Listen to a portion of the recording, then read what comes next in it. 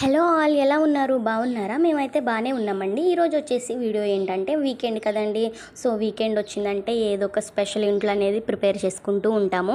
So మా ఇంట్లో special వచ్చేసి చికెన్ ఫ్రైడ్ రైస్ అండి. నిజంగా చాలా అంటే చాలా బాగుండిద్ది. ఎప్పుడు బయట కాకుండా ఇంట్లో కూడా ఒకసారి ఇలా ప్రిపేర్ చేసుకోండి. అసలు వదిలిపెట్టరు. పిల్లలైనా కానీ మంచిగా తింటారండి. ఎక్కువ పిల్లలు ఇష్టపడేది ఏంటంటే ఫ్రైడ్ రైస్ అండ్ నూడిల్స్ అండి. సో మనం ఇంట్లోనే ప్రిపేర్ చేసి పెడితే కనుక హెల్త్ కూడా బాగుండిద్దండి. సో ఎలా చేసేది ఏంటి అనేది కూడా నేను చెప్పేస్తాను. నేనైతే soya sauce and vinegar, chilli sauce ఇవేమి యూస్ చేయలేదండి.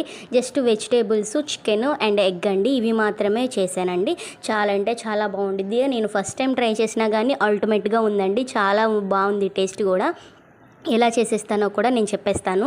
అసలు ఈరోజు ఏమనుకున్నానంటే మనం మామూలుగా మేము నైట్ వచ్చిందంటే రాగి సంగటి తినేస్తామండి. సో నేను అదే చేస్తానని చెప్పి మా హస్బెండ్కి చెప్పాను.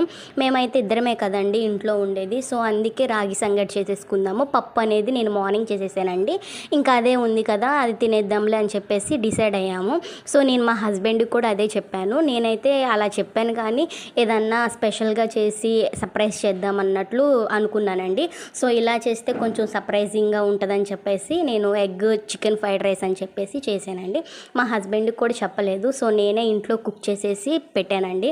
నిజంగా మా హస్బెండ్కి కూడా చాలా బాగా నచ్చింది. ప్రాసెస్ కూడా చాలా బాగా వచ్చిందండి. అసలు ఇలా నిజంగా ఇలా చేయడం మాత్రం ఇదే ఫస్ట్ టైం అండి. ఫస్ట్ టైం చేసినా కానీ బాగా వచ్చింది. బ్యాచిలర్స్ అయినా కానీ ఈజీగా చేసేవచ్చండి. ఇంట్లో ఎలా చేయాలనేది నేను వీడియోలో చూపించాను కదండి, సేమ్ అదే ప్రాసెస్లో చేసేయండి.